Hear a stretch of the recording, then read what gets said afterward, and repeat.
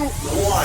Welcome to Made for More Living. One small step for man. With Johnny Jennings. Kick the tires and light the fires, Big Daddy. The fastest and most exciting hour of news, events, and real estate in Northern California. And this is a fact that was proved. Powered by eXp Realty. Online at madeformoreliving.com. Does everybody know what time it is? Get ready. Here we go. Have you ever wondered, like heard on the radio, cash offer for your home? How does that work? What do they do? Do they show up with a briefcase full of money? Like, is this legit? Well, today on the radio show, we have Mr. Shane Swanberg with Bridgehaven Homes, and he is going to peel back the curtain and let you peek behind and actually see what's really happening behind these cash offer deals. Welcome on the show, Shane. Hey, Johnny. How's it going? Doing good, man. Yeah, I think that's an interest for anyone, whether it's a car or sometimes you go to some place and they say, hey, will you give me a discount if I give you all cash right now? There's just something, appealing and exciting about an all cash offer. Buyers I do think expect. You go back to when you're a kid and you watch those cartoons when they show up with a gold briefcase with a dollar sign on it. You pop it open and it's just all of these stacks of $100 bills. And that's what you have, right, Shane, in the back of your truck? You just got briefcases lined with cash? Oh, absolutely. He's just patrolling the neighborhood waiting for someone to take his offer. Yeah, so I guess that's a good question, Shane, for you. Who do you typically work with? Like, what's your typical client profile? Yeah, so most people, when they want to go sell a house, they hire a really good real estate agent like yourself. Boom, thank you. They list it on the market and they sell it and usually get top dollar and great service, and they sell it to a retail buyer. But what we do for people is sometimes people don't want to go that route, and there's a few reasons why they wouldn't. And what we do is offer an alternative solution so that they can just sell their house for cash, skip the normal traditional, marketing process, having a bunch of people through your house, having to make, repairs. Sometimes houses aren't in the greatest shape and they would require you to put some money into them before listing them. Yeah. If someone goes with a cash offer like what our company does, they can skip all of that and literally just sell it as is. Don't have to do anything. No inspections or anything. Yeah, you literally skip the entire process. So, normally when you sell to a traditional buyer, they're going to do a lot of inspections. Sure. They're going to rip that house apart. What we do with the houses once we buy them is we remodel them and then resell them, otherwise known as a flip. So we actually prefer the houses to have some issues and problems because that's where we can really add value and then turn it into a home for a new family down the road. Yep, absolutely. And so we've actually done a few deals, transactions. We've worked together a number of times in the past. I was thinking specifically about the Marysville house. Now, this wasn't one that was like trashed, but that guy needed a quick turnaround. And so for those of you listening to the backstory, he came to me. I think it was like he booked an appointment Saturday night. I showed up. This is the homeowner? This is a homeowner. I showed up Sunday morning, and he's like, yeah, so I want to sell my house. I'm about to get foreclosed on. I was like, okay, like what's the process? And how far into this are you? And it was like going to the county courthouse steps in like less than a week. And so I called up Shane. I was like, dude, I called up a lot of people and I said, hey, how fast, how much can you offer? Shane and his company was the company that was able to get him the best deal on that home. We were able to push off the foreclosure a little bit, and he was able to, sell his house and have some money at the end of the day, whereas if he'd gone the other way, it wouldn't have happened. So he had some equity in his home. Very little. Okay. He had very little because he hadn't. I mean, the whole backstory was he had been caring for his parents, and that had taken a financial toll on him because he wasn't able to work, and they had both passed. And now he was, looking around and like, oh my gosh, I haven't paid my mortgage in like 18 months, and he was way behind. And so, but the moral of the story is Shane came to the rescue and saved the day, and we got it closed. And but that was just one example. Anything you want to add to that story? Yeah, it was funny. I was with my son at a birthday party, and I get a text from you on a Sunday. Yeah. And I saw the text, and I immediately replied back like, yeah, I'll be home in an hour. Let me look at it. And I think we actually worked out the entire deal like that night. Yep. And I think you went back on Monday, got everything signed, and we were in escrow, and I think there was a date coming up where the bank was actually going to take the house, and we were able to close immediately on the property. Wow. It was a newer build too. Like not every house that we buy is, a total fixer. This house was actually really nice. I think it was built like 18, 19, something around something there. like that. Yeah. So 2018, 2019. The year 1819. Yeah. Like, wow. No. This is a historic landmark here. No. So, but that was just one example. What was the first deal? I think the first deal we did with you, what was it, 2019?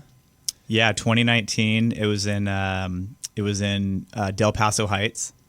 In the Heights. Yep. This house was blue. The guy had lived there, out in decades. He was a bus driver. And it looked like it was actually like leaning. Like the whole house was like leaning. So this is more kind of what you were talking about. You can go in and add some value. But it was old, a very old house. I think it was 1930s built. Yep. And so I was like, you know what? Let's reach out. This Shane guy keeps blowing us up. He won't leave us alone. And so we gave him a shot and ended up getting more than what the buyer expected, the seller expected for the home.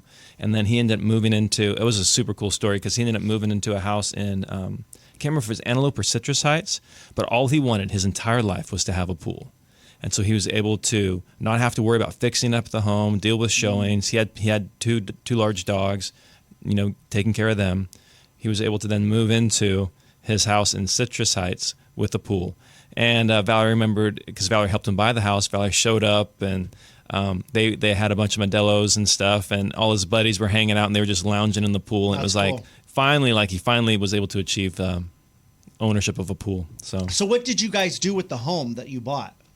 Yeah, so typically once we close on the purchase, so my wife's really into design, and those shows you see on TV, sure, about Joanna Gaines. Yeah, she's really good with design. So basically, the way our process works is she goes to the property with one of our project managers on our team.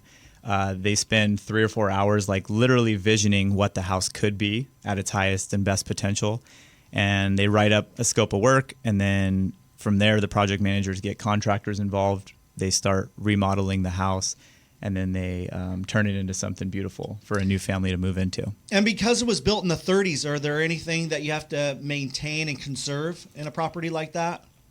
It depends on the location. There are some areas in downtown Sacramento that are like historic landmarks. In this area in Del Paso Heights, there's definitely not. So on the older homes, there are a few things that can be an issue, like foundation. You mentioned, Johnny, it was leaning. Yeah. It did have some foundation problems that we had to take care of. A lot of times on the older homes too, you'll find out it has like that old knob and tube wiring that's in those older houses, and older plumbing. So, the older the house is, the more things there could be. And a lot of houses that are older don't have AC, and the end user is going to expect AC. So do you typically go in and add, central heating and air?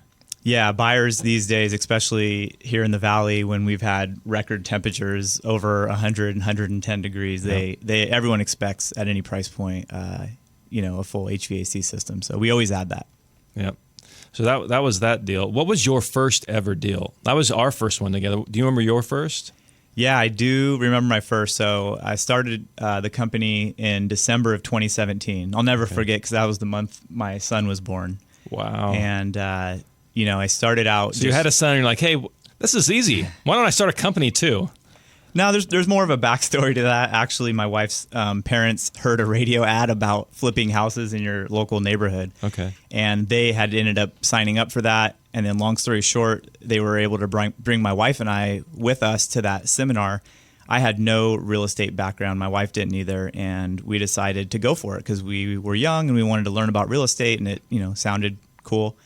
So we went through that and ended up not actually getting into real estate at that time. My wife did become a licensed real estate agent at that time after going through that, but that was in 2012. It wasn't until 2017 when my son was born. My company that I was working for gave me 7 weeks off for dad leave, and I can't sit around for 7 weeks. So my wife was like, hey, let's go through the old curriculum and education program, and let's start a house flipping company. So it was actually her idea.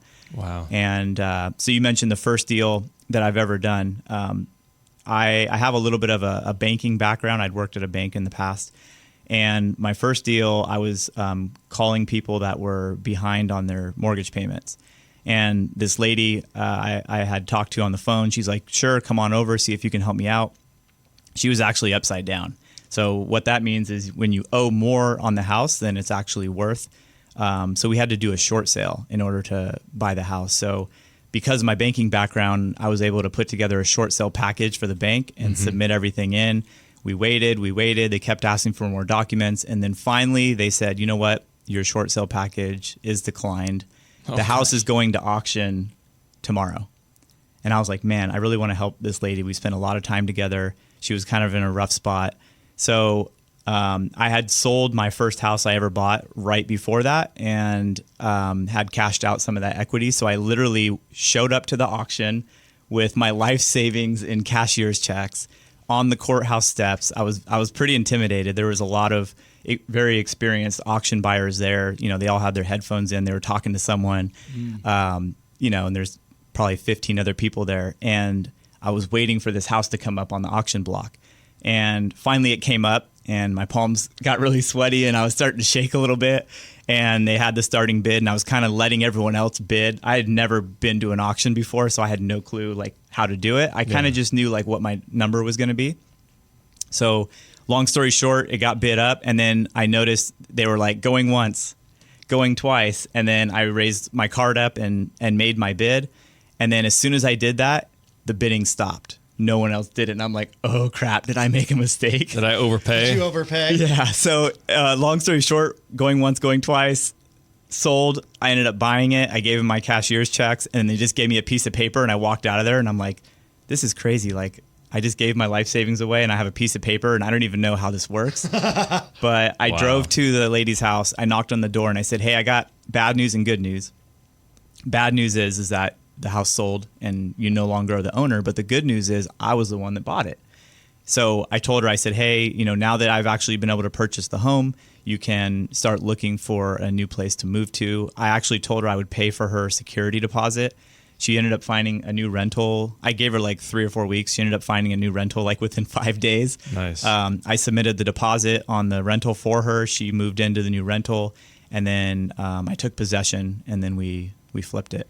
Wow. That's a crazy story. That's a great story. So you started. Well done, buddy. Well done. So you started it in 2017. That was December of 2017. You and your wife started reviewing all this. You met the person. You tried doing the short sale. Between December 2017 and when you took possession of the home, how long of a period of time was that? We didn't close on that first deal, I think, until spring of 2018. So it did take a while. It was probably 4 to 5 months before that first deal. Wow.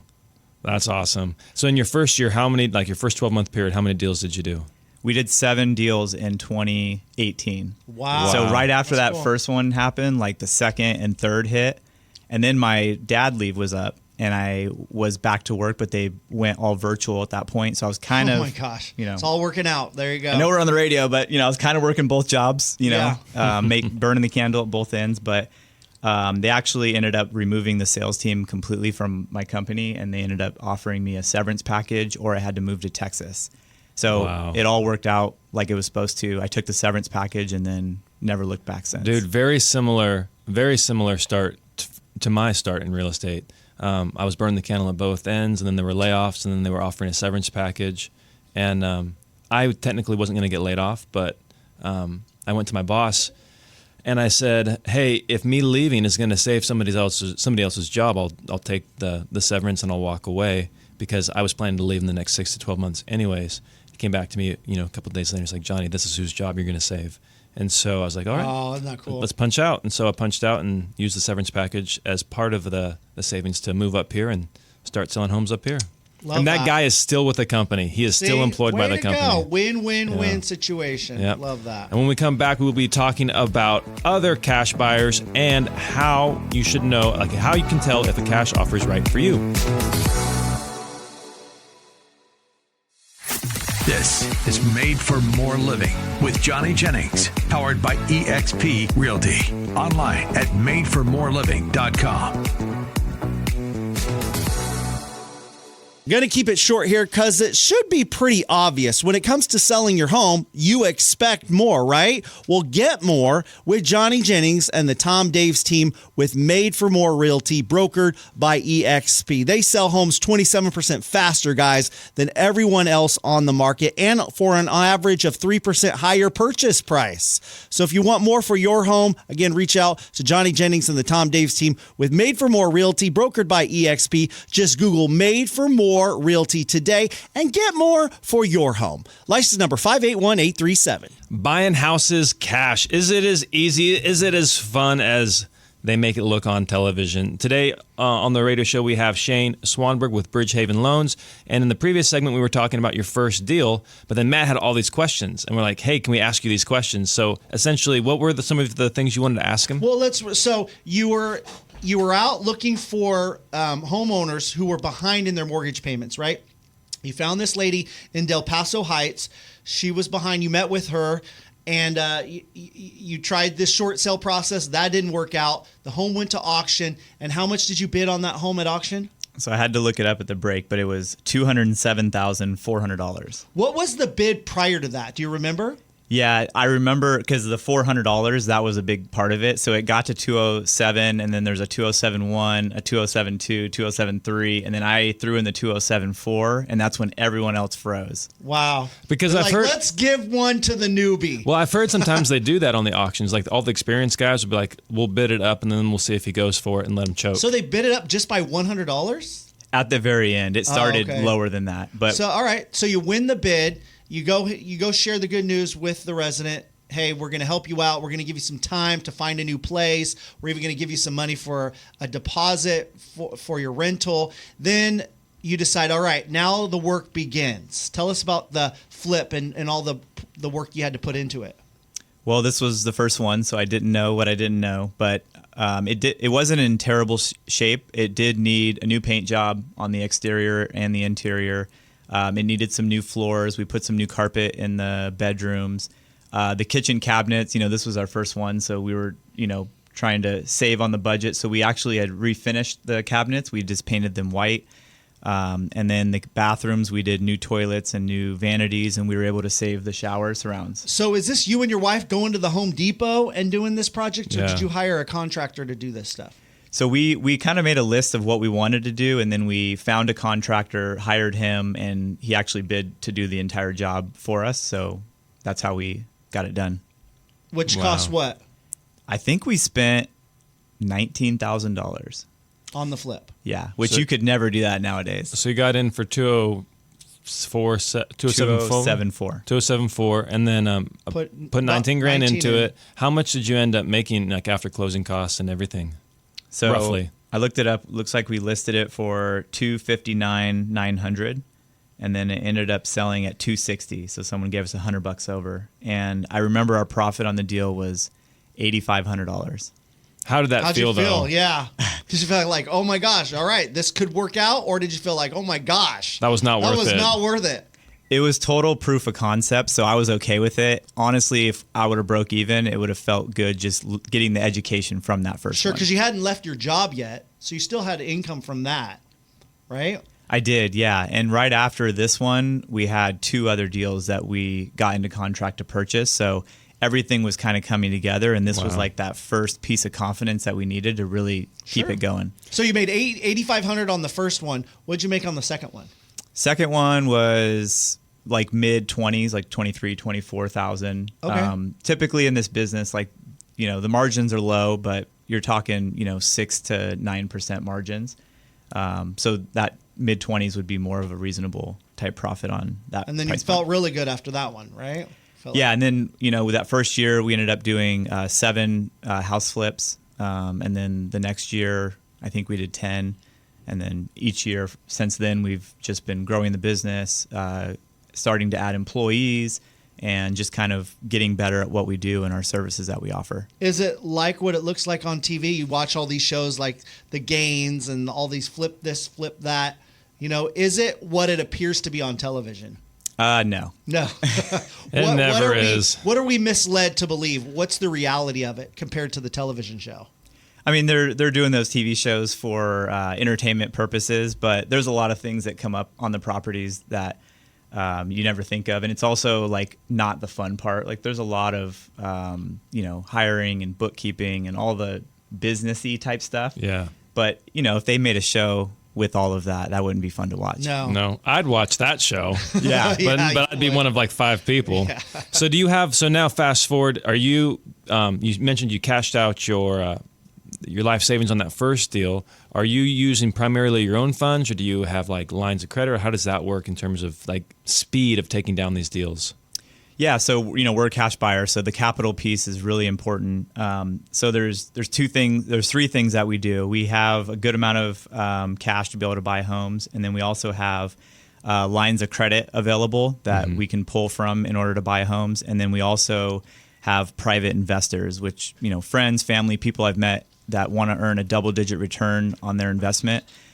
Basically, what we do is we take their capital and they wire it into escrow whenever we buy a new house, and then they receive a note and deed of trust to secure their cash. Well, that's smart. It's kind of like being a bank. Yeah. And then we pay, typically double-digit returns, usually 10%. They receive monthly interest payments while we're working on the property, and then as soon as the property sells, escrow reaches out to them. They get a payoff just like they would with the bank. They get all their cash back plus all the interest they've earned along the way. So it's a really good deal for them, and it allows us to do the volume that we're doing now. That's so cool. And so if anybody wants to learn more, you can always just Google Bridgehaven Loans or just reach out to us, 530-GET-MORE, and we'll connect you with Shane and his company. But you are buying at such aggressive prices compared to other investors I work with. Is that because you have so much cash? And well, let me ask you this: do you have your own crew then that you employ, or how does that work now? Yeah, so one of the advantages that we have to be able to pay more than a lot of competitors is the construction piece. We've done almost a couple hundred flips now. Really? So after doing that many, we've kind of learned, we've got certain crews that do things for us on a discount because we're doing a lot of volume with them. Like one crew we've worked with since 2018. They've literally been with us for 6 years. They've done probably 100 of the couple hundred flips that we've done. And, they take care of us on pricing, but we take care of them on volume, and they know exactly what we're doing. So it's a really easy and seamless process working with them. So between, the good financing that we have in cash and the construction crews giving us good pricing, that allows us to pay more than other competitors do. The other thing that we have as an advantage is, there's a lot of people that are doing 1 or 2 flips a year, and they require a certain amount of return in order to do one. Well, we're doing volume, so we're okay, making less on each one because, at the end of the day, we just want to keep the crews busy, keep the team busy. We have employees on payroll that have to get paid, so Absolutely. We just need to keep the engine moving, and that's the biggest goal. So about how many flips a year are you doing now, or are you on pace for this year? So this year we're buying on average 4 a month, so we'll end right around 50 for purchases this year, and we're just looking to continue to grow. Wow. And, last year I think we were in the 20s, so from last year to this year it's been a really big growth year. Really? What do you? Because everybody else is like a report just came out from a big institutional cash buyer, and they are actually increasing their margins because the market's getting worse for them. What do you contribute your growth to? Ours just has to do with marketing and hiring. The way I have a good business background. I actually went to Sac State here in Sacramento, there you go. And I always knew I wanted to be an entrepreneur. That was the course I took.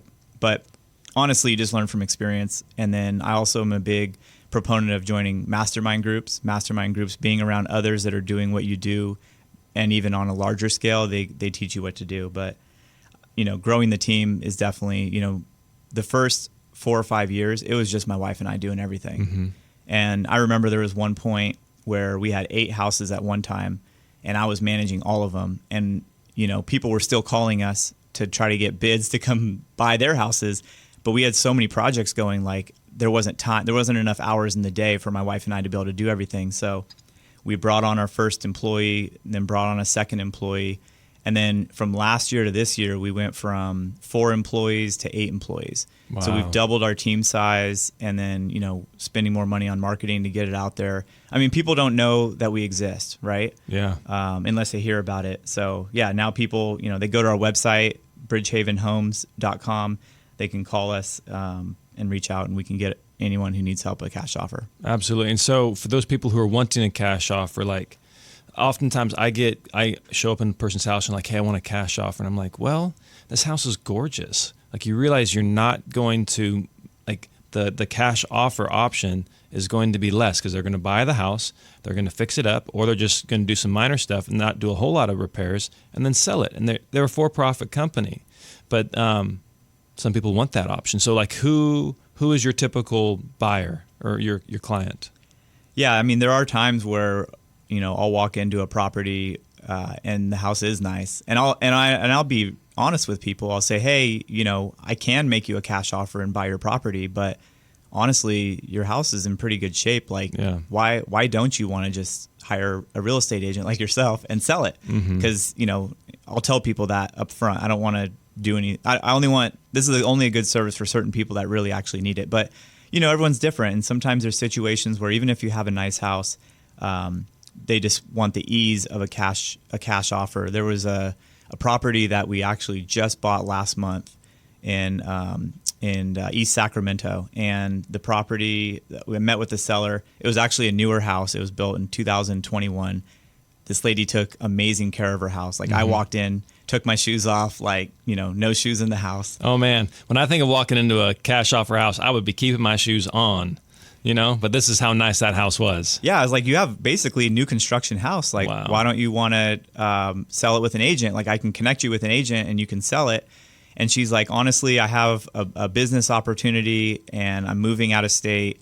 And, I'm a little weird about having people come into my house, strangers walking through my house. And I just don't want to deal with any of that. So if the price is right, I'm willing to just sell it to you directly. So we ran our numbers and made her an offer, and she took it, and we literally closed in like 10 days. It had a solar thing on there that we took care of too. So a solar it was thing, easy. like a solar lien or like a lease, or yeah, solar lien. So on the new builds, new construction requirements is to have solar on there. So there was like a lease that we took over payments on for her too. So okay, yeah. So when she bought it from the builder, she didn't buy the system outright. She went with the lease option. Correct. Got it. Cool. And so when you're running your numbers and you are evaluating a property, can you share a little bit about like what that would look like, so that way people listening can understand, hey, this is how one of the top cash buyers in Sacramento is looking at properties and valuing them? Yeah, so we're really transparent with how we do our offers. Actually, you can literally go on our website and it has the formula on the website. bridgehavenhomes.com. Yep. And then click on the How It Works section. And when you scroll down, there's the formula. So it's not a very complex formula. Basically, we just run comps to see what we think we could sell the property in its highest and best use. New kitchen, new bathrooms, new floors, new paint, landscaping looking really well. And then once we have that number, then we just subtract construction costs. So we walk the property to figure out what we think it's going to cost to get the property to that condition. That's kind of our value add. And then the other thing we subtract is a small profit margin. And then we come up with the offer that way. So do you factor in the two closings, the closing the first time and the closing the second time? Yeah, so the things that we cover is, and the sellers don't have to cover this, but we cover all the closing costs when we buy it. And then, yes, when we go to resell it, there's closing costs, and we still have to pay realtor commissions when we sell it because there's always a buyer's agent. There's also holding costs. We're paying property taxes and property insurance, and we're paying for utilities, SMUD, PG&E. So all those things, are factored into holding. So what are the typical closing costs that you cover on that when you buy it from the person? Is it 1%, 3%? Like what does that look like? We factor it, usually the escrow fees, $1,500. The title insurance is, $1,500. There's transfer taxes depending on if you're in Sac City or Sac County, so all in all, on an average price point, you're probably like $4,000 to $5,000 in closing costs on the first one. And then on the second one with realtor fees and all those same fees again. Yep. It's another $5,000 plus maybe the realtor fees. Exactly. Okay. And so you got the $5,000 on the front, $5,000 plus realtor fees, and then you have the construction and holding costs. And then that's how, and then you build in your profit, and then that's how it works. And so you said 6 to 9% is typically what you make on a typical flip. We have to be aggressive. Obviously, there's a lot of competition out there and people buying homes. So our goal with the smaller margins is to give more money to the home seller. Got it. Love it. And then where do you see the market going in the next 6 to 12 months? Let me tap into my crystal ball here. I know. I tell everybody my crystal ball is cracked, but just what are you seeing? Yeah, I mean, the market, I actually feel, has been pretty consistent the last couple of years. You know, we get a little bit of a spring run up and then it slows down a little bit in the second half of the year. But where we're at right now in the market cycle is, you know, the Fed, everyone's watching interest rates, right? Yep. And the Fed has indicated that, you know, they haven't raised rates, I think, the last 5 or 8 meetings or so. And they're starting to indicate that they're going to do the first rate drop, maybe a quarter, maybe a half between now and the end of the year. We'll see. But that's going to help home buyers out because right now the rates are higher than a lot of people have seen in their lifetimes, depending on how old you are, I guess. Yeah, and our lifetimes. Our lifetimes, yeah. Yeah. I always get the story, back in my day when rates were 16.5%. Yeah, and you bought the house for 2 apples. Like, Yeah. we're not talking the same numbers here, you know? Yeah. So. Yeah, home prices are very expensive now. But yeah, I see the market just being steady. A lot of people are like, well, is it going to go up? Is it going to go down? Like, why can't it be flat? You know, that's kind of what we've seen, I feel like, the last couple of years. So, you know, as rates come down, the market might accelerate a little bit. But, you know, historically over time, if you buy a property and you're in that house for 5 years or 10 years, chances are it's going to be worth more. So Yep. I always look at it from a long-term perspective instead of trying to time the market. Best time to plant a tree was 30 years ago. You know, imagine if you bought a home 30 years ago. Second best time, right now. Mm-hmm. And so as we're wrapping up this segment, what are some things, like if somebody's thinking about wrestling with, hey, should I reach out to Bridgehaven and get that cash offer loan? Like, what would you be telling that person? What would you like them to know? Yeah, I mean, it's no obligation to find out what your cash offer would be. And, you know, when myself or one of our acquisition managers comes out, you know, we'll meet with you in person, you know, we'll walk the property and we'll give you your options. And if it's a better fit based on your scenario to list it with an agent, then I'll say, hey, call my boy Johnny. There we go. You know, if it's a good fit for us to just buy it cash and take off all the stress, and you don't have to put any money into it, you don't have to clean it, you don't have to stage it. I mean, you literally don't need to do anything when you sell to us. Just move out. Just literally just move out. And sometimes we'll even help with that. So it just depends on the scenario. But Cool. And then that's bridgehavenhomes.com? Yeah, www.bridgehavenhomes.com, or some people reach out directly on our phone number, 916-414-9997. Love it. Awesome. Thank you so much for being on the show today. Yeah, this was fun. All right, let's do it again soon.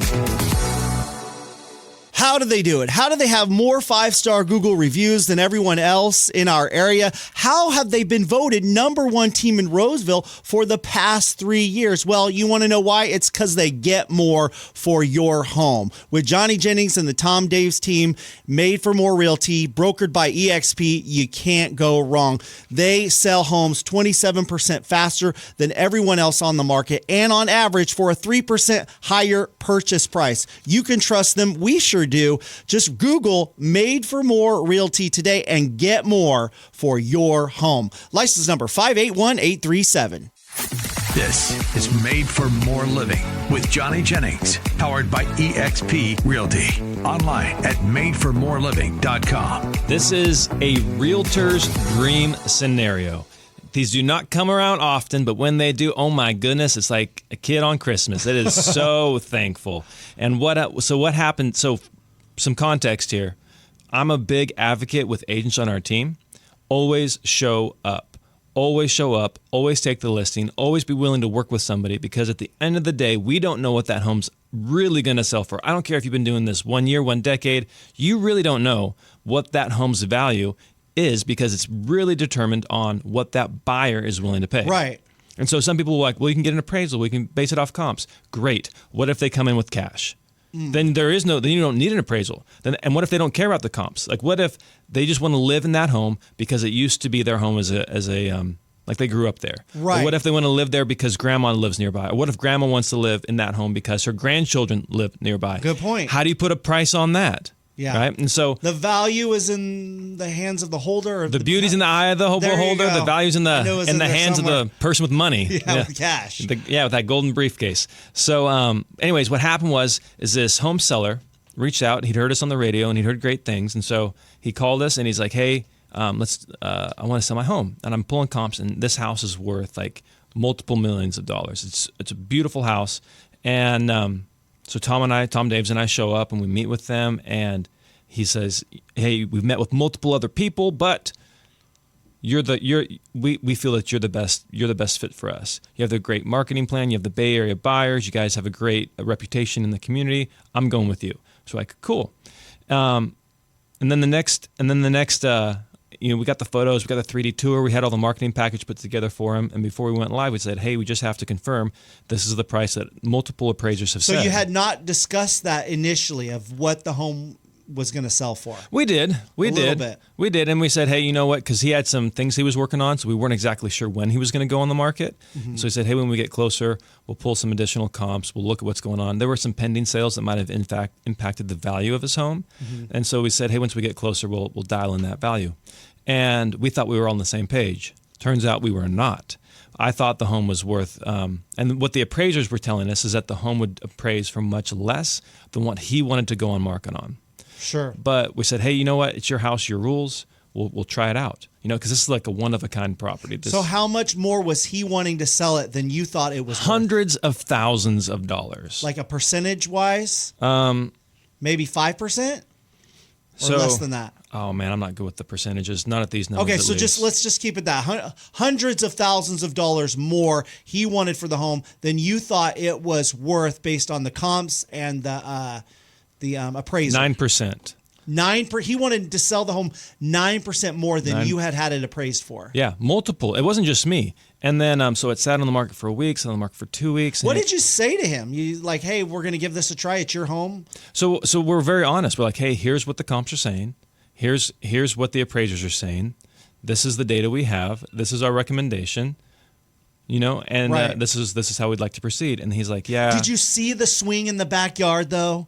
Did you see the swing? Yeah. That's been up for my kids and my grandkids. Yep. That right there is worth $100,000. Yeah. The floor has it has heated floors, so it's worth at least X amount more. There you go. But no, there were a lot of intangibles. Like I'm not making fun of the home. It was a beautiful home. Like out of all the homes I've been in, this was probably one of two where I've been like, if this was in a different location, I would want to live here. Like I could see myself living here. Mm-hmm. And so it was a very, very special home.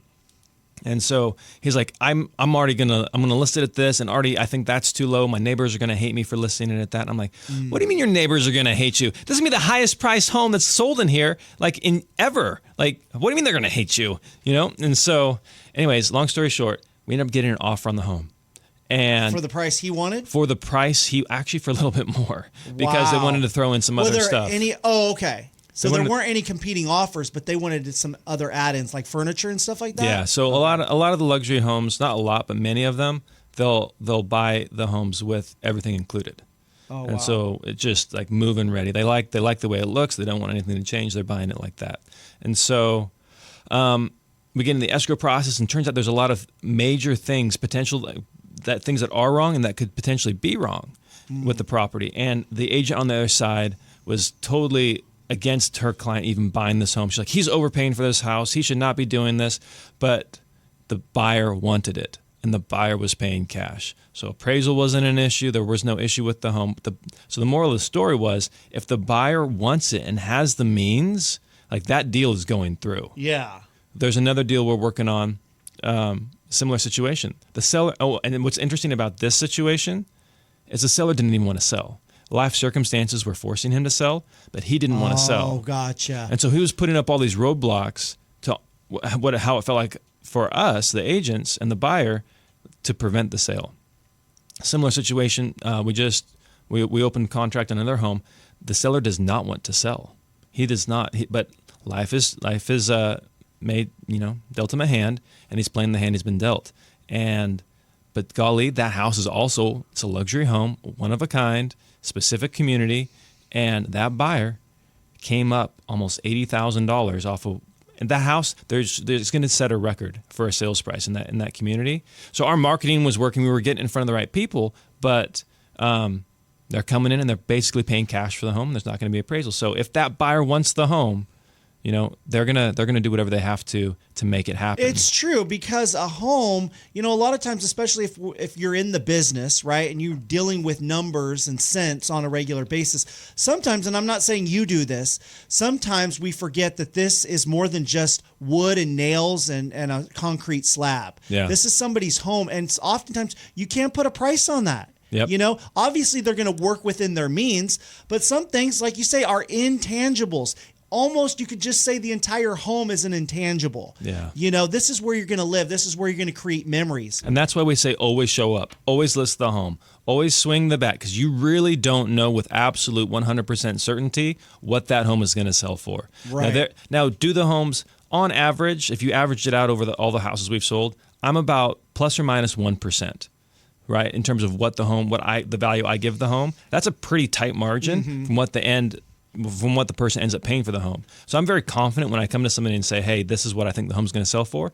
But again, this is like a one-off. This is like 1 in 100 where somebody goes, screw that, I'm paying way more because of X, because of those intangibles. And it's usually those homes that are the higher valued homes, right?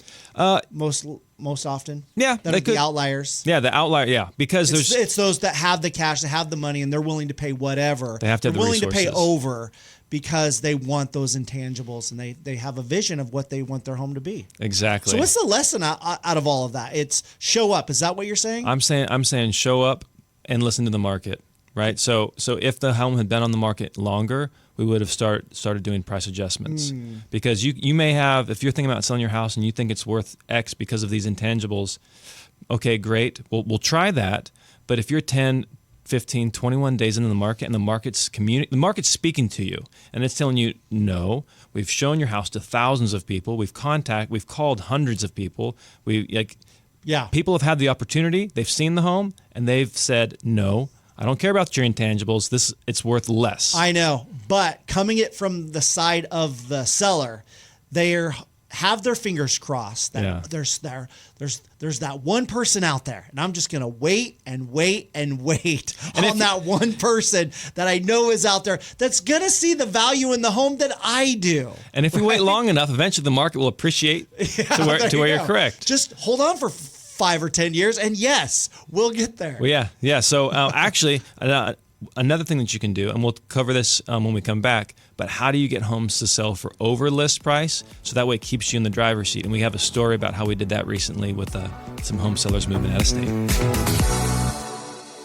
Going to keep it short here because it should be pretty obvious. When it comes to selling your home, you expect more, right? Well, get more with Johnny Jennings and the Tom Daves team with Made for More Realty, brokered by EXP. They sell homes 27% faster, guys, than everyone else on the market, and for an average of 3% higher purchase price. So if you want more for your home, again, reach out to Johnny Jennings and the Tom Daves team with Made for More Realty, brokered by EXP. Just Google Made for More Realty today and get more for your home. License number 581837.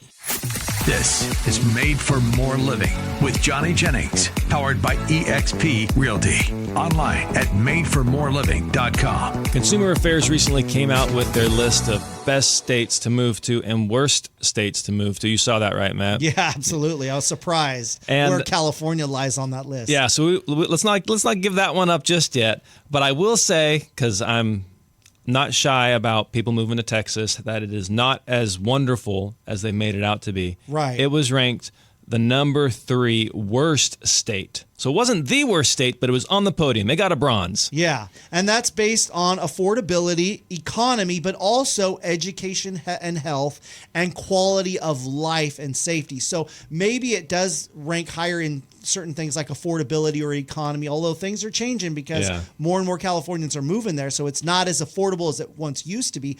But maybe because of the weather, it's so humid and hot and they've got Yikes. bugs the size of basketballs over there, Yep. that the quality of life maybe is not as great as people coming from California thought. Correct. And so, anyways, I thought that was interesting. The best state to move to, I didn't see this one coming, but it made sense to me kind of when I heard it. So the best state that I thought would rank high on this would have been Tennessee or the Carolinas, because that's where we are currently seeing a lot of people move to. But the best state, according to this Consumer Affairs article, was Utah. And honestly, that makes sense to me. It is super clean. It is super nice. It's safe. Education probably is really good. Really good. I mean, I personally wouldn't want to move to Utah. Why not? The weather. Yeah. I like sun. Yeah. I like sun. I like warmth. I'll go visit the cold. Yeah. But some of the prettiest places in the Zion National Park is Zion. in Utah. Some Oh of the- my gosh. some of the one most prettiest beautiful places. in America. yeah. Are in Utah. So it is a special part of the country, but I wouldn't have picked it to be the best. But anyways, the worst state to move to, the absolute worst. According to Consumer Reports. Yeah, not according to Johnny and Matt, is California. California, the worst state to The move worst to in the state. United States. And again, that's based on affordability, economy. It ranks number 48 for economy, and it ranks number 49th for education and health. And I wouldn't say they're completely wrong, but again, like we talked about in previous segments, oftentimes it's in the eye. Beauty is in the Eye of the You beholder. say it for me. Beauty's in the eye of the beholder. Beauty is in the eye of the beholder. So Yeah. sometimes politics is really important to people, and they're willing to move their family across the country based on who's the governor of their state. Correct. Other people, they got to have really good weather. And California, for the most part, has good weather. Summers can be really hot, and so that's important. They're not moving away because they don't want to move to the snow or they don't want to move to the humidity, and Yep. that's me. But you talk about snow, like I'm surprised Alaska does not rank as the worst state to move to. Like it's number 5 It's on this 5. list. That's top 5. That's It's pretty in the bad. top. It's in the top 5. But my gosh, I don't know if they're still doing it, but they were paying people to move to Alaska at one point. But I think it probably ranks high in safety and affordability. It's probably pretty darn affordable to it's buy a dark. house in Alaska. It's dark half the year. Yeah, but you're looking at quality of life. But if you look at certain characteristics of it, it's better than other states. I guess. You couldn't pay me to move to Alaska. Right. Oh, I get you. You could pay me. You could pay me to move to Texas. You could pay me to move to Texas. You could not pay me to move to Alaska. Right. I could see that. I Yeah. could see that. But again, it's in the eye of everybody's different. Everybody has different likes. It's just like homes, Yeah. Someone's willing to pay more for a home that has all the aspects that they like. I remember having my friend's grandparents. I remember them going and finding this home that they just absolutely fell in love with. I'm like, really? This place is not open concept. It's got a lot of old architecture, and they're like, oh, we love that about We love house. the shag carpet. Yeah, it's like, so everything's in the eye of the beholder. I love you that, know? 70 years of cigarette smoke Well, in the it didn't house. have I love that, that. It just But yeah, I feels will like say, home. some people that brings up memories of when they were growing up and Yeah. cigarettes weren't banned everywhere, Yeah. and so they just remember, the cigarette, whether they smoked or not. You can spin it. Yeah. Definitely you can spin it. So that actually reminds me of a couple we were working with recently. They were selling their home, and like most of their retirement was tied up in the value of this home. So they needed to squeeze every single penny out of this home, and they were going to make a move across the state. They were going to buy this beautiful, brand new, it was very affordable, smaller, like massively downsized home, and then they were going to live out their days. I believe it was in South Carolina. But this move had to go off without a hitch. There wasn't like a do-over. They were in the late 60s, early 70s. Had just retired. Like there was no more career to squeeze. And so what they did was they reached out to us. We went through our process and we priced the home correctly. And within that first weekend on the market, we had multiple offers, and the home ended up selling for $35,000 more than what they were expecting. Oh my gosh, they must have been thrilled about that. Can you imagine, like how cool would it be if somebody just hands you an extra $35,000? But Johnny, you say that you are the expert when it comes to appraising a house and knowing what its value is. So did you did you value it poorly and incorrectly, No. or did you have a strategy? Nope. So we had a strategy. So I told them, hey, if you trust me on this, this is how we'll market it. We'll get it up to this price, and we got them the price they wanted. But they, it's one thing like if you're selling homes, every couple days, every 3 days, like there's confidence in those repetitions. Like you feel confident in what you're doing. But if you're selling a home every 7 to 10 years, and maybe you only sold 2, then trusting somebody else is scary, especially when you're moving across the country, when your entire, like most of your retirement is tied up in this property. So I said, hey, if we do this, the outcome is likely to be this. The alternative is to price it really high and come down, but you're going to end up netting less. You're going to make less money if you go that route. So we should price it aggressively so you can get the offer you want, have multiple offers, keep you in the driver's seat, or we can start high. And they're like, we want to start high. I was like, it's your house, your rules. I'm not pressuring you one way or the other. It's just we've had more success achieving your desired outcome this route. They're like, okay. And so they trusted us. So they wanted to price it high, but you convinced them to go your strategy. Yeah, to price it aggressively. Like I'm not saying price it low, but price it where it's competitive in the market, especially in today's market where you're having more competition. There's more people coming on the market. Do you ever get questions from realtors or people shopping for a home? Why is it priced so low? What's wrong with the home? No. So occasionally we have when we're doing like a certain pricing strategy where we actually price it 40 to 50%. That's when the sellers really like. There's certain situations where the sellers really wanted us to do that. But generally speaking, like if I'm looking at homes in the market and I see this home price, I'm like, oh, that's priced good. I don't think of it as being low. I'm like, oh, that's priced good. It's going to sell for way more. Yeah. And they're doing right by their client. That's what I see, and that's typically the feedback we get. Like people call and they're like, how many offers do you have? Yeah. And if I was a home buyer, I'd say, oh my gosh, that looks like a great deal. Maybe I'm the only one that spotted that. So I got to jump on that quick. Yeah. And it does exactly what you want it to do. It creates excitement for people. Yep. That's a great deal. I got to jump on that. Consumers, I read this statistic recently. Consumers are 7 times more interested in having something that they feel like they can't have. Like if you say, hey, here is this. I know you want it. Do you, and they're like, yeah, I want it. Okay, well, this is what you're going to have to do to get it. Like you create some resistance there. So people want what they can't have. And so if we are marketing your home off market, and then we come to you and say, hey, we have this great condo. It's in this desirable community. This is exactly what you've been looking for. Do you want to see the property? And they're like, yes. So anyways, pricing the home is key. And especially when you're looking to make the most amount of money possible out of that sale. All right, so if somebody's looking to sell their home, they're looking to buy a home, or if they want to become part of the Johnny Jennings team, what do they do? Yep, so just call or text us at 530-GET-MORE. That's 530-GET-MORE.